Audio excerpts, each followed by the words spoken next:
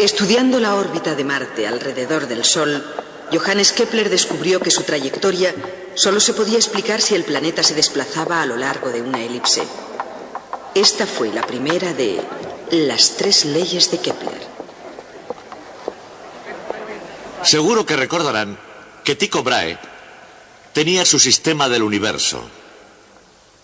Y en ese sistema, la Tierra permanecía quieta en el centro, el Sol giraba alrededor de ella y todos los demás planetas giraban alrededor del Sol. Por supuesto, Tycho creía apasionadamente en su propio sistema. Y en su lecho de muerte, rogó a Johannes Kepler que utilizara aquellos nuevos datos para demostrar lo correcto de su sistema. Fue un momento conmovedor. Es imposible saber lo que pensó Kepler en aquel momento. Pero la idea de hacer lo que Tycho le había pedido nunca cruzó su mente. Kepler era copernicano hasta la médula, y tan pronto como tuvo entre sus manos los datos de Tycho, lo primero que se puso a hacer fue realizar la órbita de Marte. Pero le resultó enormemente difícil. Hiciera lo que hiciera, no conseguía adaptar la órbita de Marte a un círculo. La discrepancia entre la posición angular de Marte en el cielo y la mejor órbita circular era de 8 minutos de arco. En otras palabras, si Kepler lo hubiera intentado antes de las observaciones de Tycho, habría sido posible, pero con los nuevos datos era cosa imposible de hacer. Y así Kepler se vio enfrentado a un serio conflicto entre la antigua afirmación platónica de que todos los movimientos celestes tenían que ser circulares y las nuevas observaciones de Tycho. Enfrentado a ese conflicto, tenía que elegir, y eligió las observaciones de Tycho. Comenzó a buscar una curva regular distinta que describiera la órbita de Marte. Tras 8 años de arduos trabajos, Kepler dio con la respuesta. Era una curva que ya se conocía hacía miles de años y que se llamaba elipse. En plan gráfico, un trozo de cuerda y 2 alfileres aclaran la sencilla elegancia de una elipse. Como la cuerda no se estira, mantiene su longitud, y la distancia total que hay desde un alfiler al lápiz y al otro alfiler es constante. Un punto se llama foco y 2 puntos, los focos. La longitud del semieje mayor es A, la del semieje menor B, y la región encerrada por la elipse tiene un área, pi AB. La distancia desde el centro a ambos focos es una fracción de A, E, A. El símbolo E representa la excentricidad. Y excentricidad, como en el contexto social del mundo, significa algo que está fuera del centro.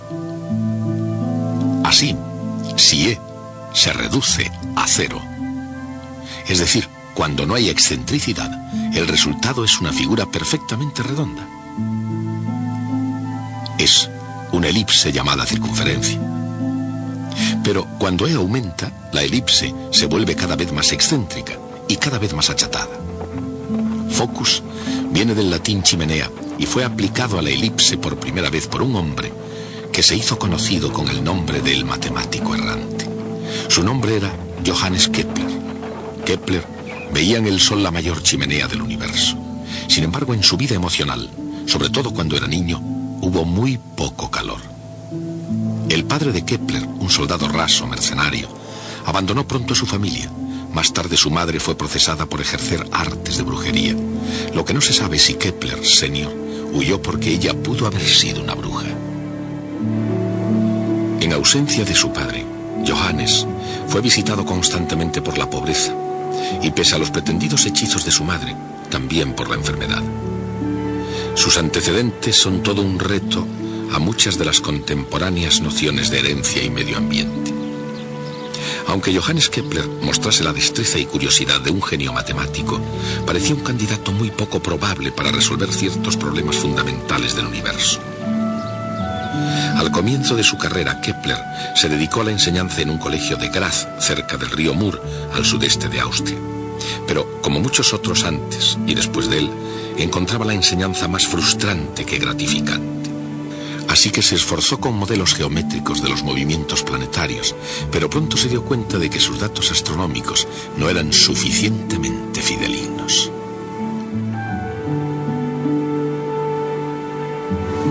Al comenzar el nuevo siglo, el 1 de enero de 1600, Kepler se puso en camino a la búsqueda de los datos astronómicos más exactos que hubiera sobre la Tierra y del hombre que los poseía, Tycho Brahe.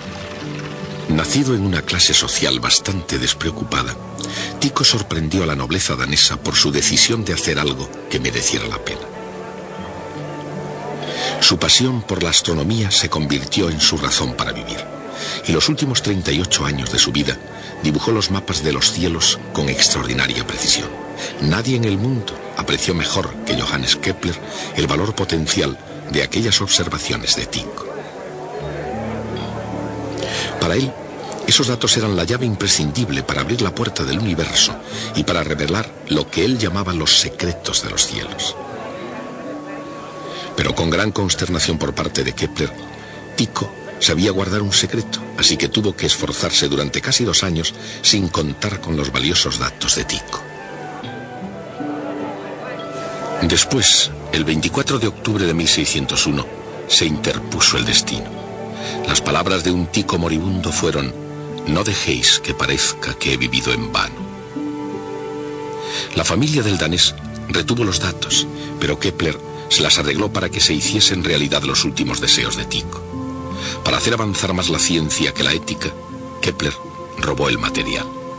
Él, por lo demás, un matemático pequeño y bondadoso, estaba finalmente en condiciones de, según sus propias palabras, librar la batalla sobre Marte.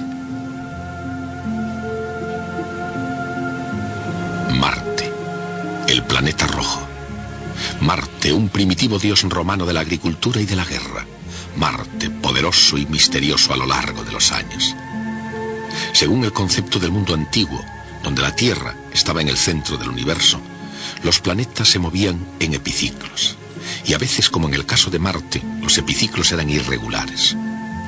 Para explicar ese comportamiento irregular, Tycho concibió su propio universo, el sistema solar de Tycho Brahe. Como Ptolomeo, situó a la Tierra en el centro, con el Sol girando a su alrededor. Pero como Copérnico, Tycho mantenía a los otros planetas girando alrededor del Sol.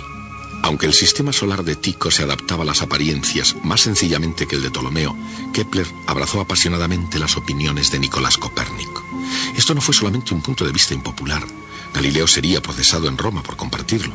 Era una idea extremadamente difícil de explicar científicamente. Consideremos el sistema solar de Copérnico y los problemas que presentaba Johannes Kepler. Desde el revolucionario punto de vista de Copérnico, Kepler tenía que hacer una serie de cálculos matemáticos desde un planeta que, más que ser central e inmóvil, estaba en movimiento con todos los demás planetas. Imaginemos la dificultad que tendría para intentar calcular la órbita de Marte desde una plataforma en movimiento. Una plataforma que daba vueltas alrededor de su eje y giraba en una órbita no circular, con velocidad variando constantemente y con un centro desconocido. Ese era el dilema de Kepler, y lo abordó con una fe poética en un universo lógico. ¿Nos preguntamos qué beneficio espera el pajarillo al cantar?, se preguntaba Kepler. Y en esa pregunta seguramente expresaba lo que él pensaba de su intento, para el que él había sido creado: descubrir el secreto de los cielos. Del mismo modo que algunas criaturas parecen haber sido creadas para cantar, Kepler parece haber sido creado para calcular. Y sus cálculos, que ascendieron a más de 900 páginas, eran enormemente difíciles. Su guerra sobre Marte fue un paciente cerco en el que muchas de las armas eran imperfectas y defectuosas, pero él las empleó con una brillantez sorprendente. Para hallar la posición de su plataforma móvil, por ejemplo, Kepler utilizaba observaciones de Marte cuando volvía al mismo punto de su órbita para hallar la órbita de la Tierra.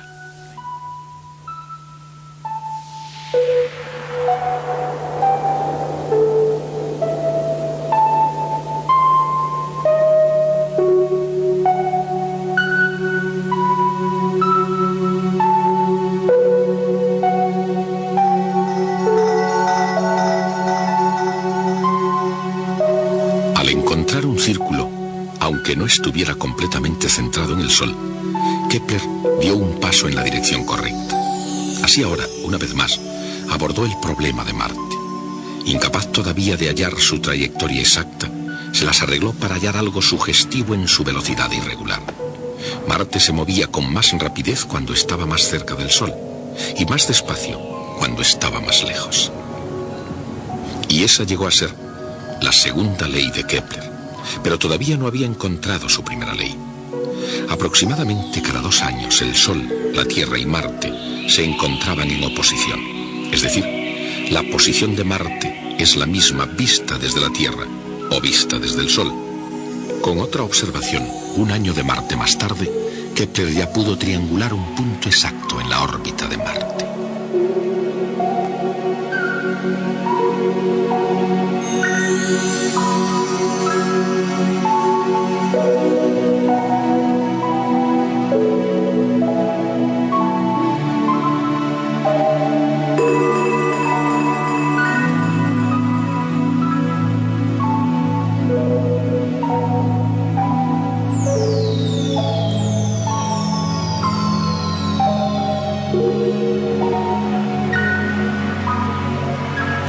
Pero, ¿podía una órbita circular, incluso no centrada en el Sol, adaptarse a todos los puntos?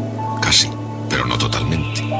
Esto es, no en la incomparable precisión de las observaciones de Tycho Brahe.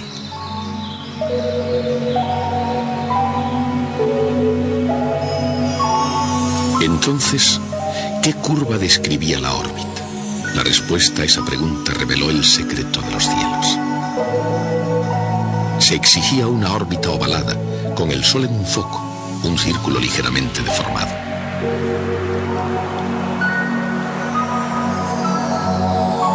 Y ese tipo de órbita era una elipse.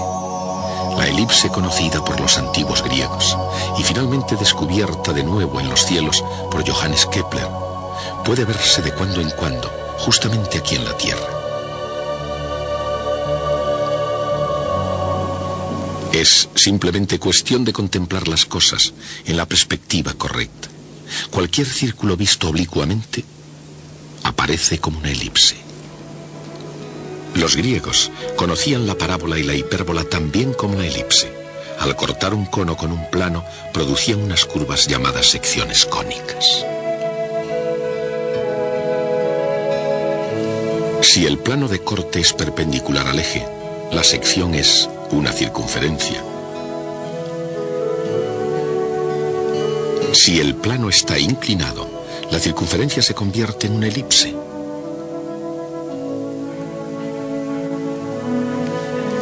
Y si se inclina suficientemente para que el plano sea paralelo a una generatriz del cono, entonces se obtiene una parábola. Si se inclina aún más, la sección cónica es una hipérbola.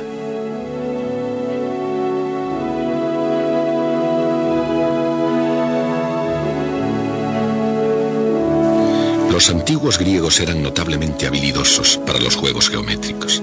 Unos 200 años antes de Cristo, Apolonio ganó el título de el Gran Geómetra por su explicación de esas notables curvas en 8 intensos volúmenes. A pesar de eso, su pluma solo había raspado la superficie de las secciones cónicas. En el año 300 después de Cristo, Papus de Alejandría encontró otro modo de describir esas curvas.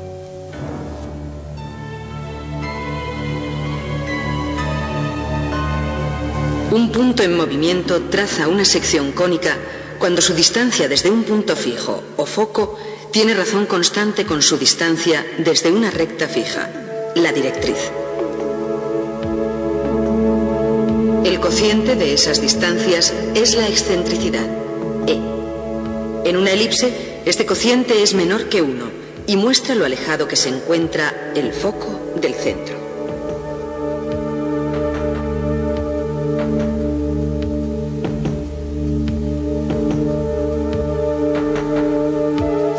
Si las dos distancias son iguales, el resultado es una parábola.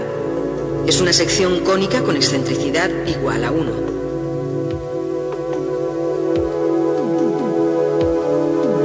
Cuando el punto está más cerca de la directriz, el resultado es una hipérbola con excentricidad mayor a 1.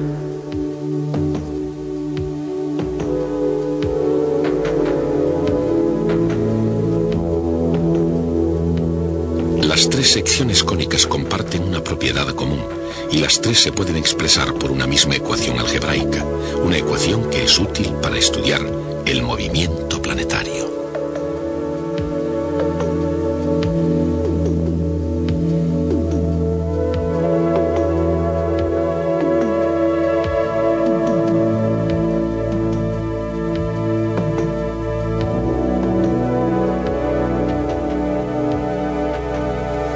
Esta es la fórmula básica para expresar todas las secciones cónicas: la elipse, la parábola y la hipérbola. Aunque los antiguos griegos fueron los primeros en estudiar las secciones cónicas, nunca llegaron a imaginar que esas curvas influirían tanto en la forma de las cosas futuras. Consideremos, por ejemplo, una parábola. Desde la deslumbrante luz de los faros de un automóvil hasta la versión muy reducida del telescopio de 10 metros del Caltech, más de 1.000 millones de parábolas han entrado en el mercado de la sociedad moderna. Hoy en día, entre otras muchas cosas, parábolas son las trayectorias de los proyectiles y las ondas de calor de los futuros hornos solares. Johannes Kepler, por supuesto, nunca imaginó que la hipérbola y la parábola se encontrarían en los cielos. En realidad, la utilización de la elipse para la órbita de Marte fue posible solo porque era la única órbita planetaria suficientemente excéntrica, aproximadamente un 9%, como para que pudiera apreciarse que no era circular. De haber librado batalla sobre cualquier otro planeta, probablemente Kepler hubiera muerto creyendo que los círculos reinaban dominantes por todo el universo. Pero entre todas las batallas que podía haber elegido, eligió bien, y con los datos de Tycho salió victorioso en el conocimiento de que la elipse, una adaptación tan perfecta como se podía medir, era el secreto matemático de la creación divina.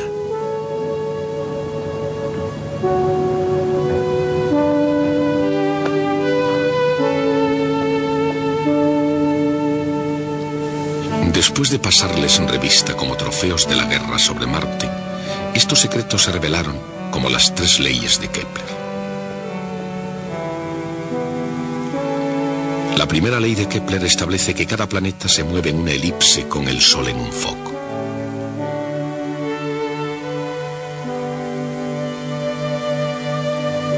Mientras libraba la guerra sobre Marte, Kepler encontró su segunda ley. Una recta desde el Sol a un planeta barre áreas iguales en tiempos iguales. Esa segunda ley de Kepler permitió cálculos asombrosamente exactos de distancias y velocidades.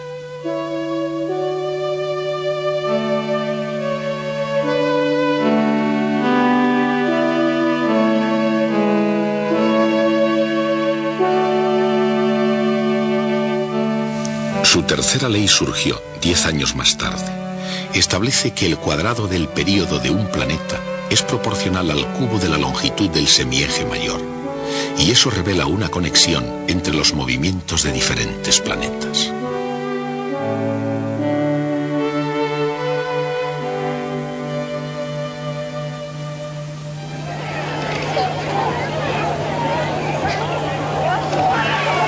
Pero en 1619, el año en que Kepler publicaba su tercera ley, él mismo se encontró luchando en medio de la guerra de los 30 años, un conflicto mucho más cercano que el planeta Marte. Los mecenas de Kepler cambiaron su interés desde la astronomía a dar muerte a sus enemigos de religión. Kepler huyó de ciudad en ciudad tratando de cobrar viejas deudas. Incluso aún en estos los peores tiempos, y quizá porque eran tan malos, algunos mecenas pagaron a Kepler por hacer mapas astrológicos. Kepler No era ni muy religioso ni político, pero tenía que mantener a una familia numerosa. Fue lo bastante astuto como para sacar provecho de la astrología, en provecho propio. Sus predicciones eran una combinación de sentido común, buena suerte y, cuando las cosas se ponían feas para la nobleza que pagaba, un poco de vaguedad poética.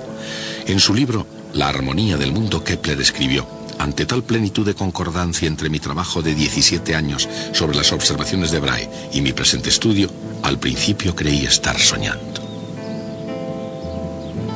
Su comprensión de que la elipse estaba profundamente grabada al agua fuerte en el gran dibujo del universo era mucho mayor que cualquier noble futuro que predijera en servicio de la realeza. Un caminante importunado desde el principio por el destino y las circunstancias, Johannes Kepler, finalmente desveló el misterio del movimiento planetario. Hay 5 sólidos perfectamente regulares que llegan hasta nosotros desde la antigüedad, esto es, poliedros cuyas caras planas son todas iguales. Ellos son el cubo, el tetraedro, el dodecaedro, el icosaedro y el octaedro. Kepler se dio cuenta de que si tomaba una esfera y metía dentro un cubo, una esfera dentro de este, un tetraedro dentro de esta y así sucesivamente, las 6 esferas que obtenía de esa manera mantenían entre sus respectivos radios las mismas relaciones que existen entre los radios de las órbitas de 6 planetas. Kepler estaba convencido de haber descubierto el secreto de la estructura del universo. Tengo aquí el libro donde se publicó ese gran descubrimiento. Este libro se publicó en Tübingen en el año 1596 y se titula Sobre las admirables proporciones de las órbitas celestes, etc. Y el libro tiene un diagrama mostrando su modelo geométrico.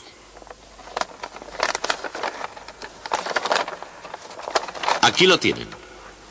Dicho sea de paso, hay algo interesante sobre este diagrama. Tiene una fecha impresa aquí abajo, que es 1597, un año después de la publicación del libro. Lo que debe haber ocurrido es que el diagrama no estaba listo todavía cuando se publicó el libro, y así tuvo que ser enviado un año más tarde y pegado en las copias del libro.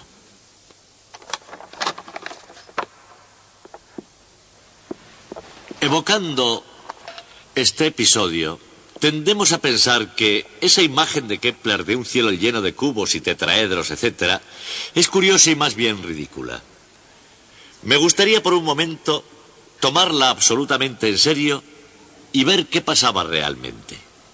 Lo primero de todo, en un periodo en el que casi nadie más creía en Copérnico, este modelo era sólidamente copernicano. No tenía ningún sentido si no estaba el Sol en el centro. La segunda cosa que yo tengo que recordar es que es solo mucho más tarde, en tiempos de Newton, cuando empezamos a imaginar un universo sostenido por unas fuerzas invisibles. Pero antes de Kepler, el universo era un plenum, es decir, estaba lleno, repleto de esferas de cristal. Lo que Kepler hacía era sustituir las esferas de cristal por esos sólidos perfectamente geométricos. Y como pueden ver, la idea de Kepler era atrevida y acorde a la vez con la tradición científica de su tiempo. Y el tercer punto es que tuvo mucho éxito. Su cuadro explicaba las relaciones entre las órbitas de todos los planetas conocidos. Y todavía más, le dio a él una razón de por qué tenía que haber 6, exactamente 6 planetas, puesto que existían 5, exactamente 5 sólidos regulares. Y finalmente, el modelo sirvió para motivar a Kepler a realizar el enorme esfuerzo a que dedicó el resto de su vida, el trabajo que le condujo al descubrimiento de sus 3 grandes leyes. Todo ese trabajo fue realizado para justificar esta imagen del universo que Kepler siempre había tenido en el fondo de su mente. Ahora bien, su idea era errónea, pero era errónea por una razón científica perfectamente legítima. Por ejemplo, dice que solo debe haber 6 y solo 6 planetas. Ahora sabemos que hay más. Existen 9 planetas y puede que incluso más. Por eso es erróneo. Hace una predicción y la predicción no es correcta. Tenemos que descartarla. No es una teoría viable del universo. Pero eso tampoco quiere decir que lo tomemos a risa. El valor de una idea científica no se basa en si automáticamente resulta correcta o incorrecta. Debe basarse en que sea una idea provechosa, en que nos lleve a nuevas ideas, en que conduzca al progreso. Y según ese criterio, el ridículo modelo de Kepler, que por cierto resultó automáticamente erróneo, según cualquier otro criterio razonable, debe ser mirado como una de las ideas más importantes y legítimamente científicas de toda la historia. Hasta el próximo día. Aunque no fuera correcto, el modelo geométrico de Kepler le llevó a descubrir 3 leyes que describen los cielos con precisión. Cada planeta gira en órbita alrededor del Sol en una trayectoria elíptica con el Sol en un foco. Una recta desde el Sol a un planeta barre áreas iguales en tiempos iguales. El cuadrado del período de la órbita de un planeta es proporcional al cubo de su semieje mayor. Esas son las 3 leyes de Kepler.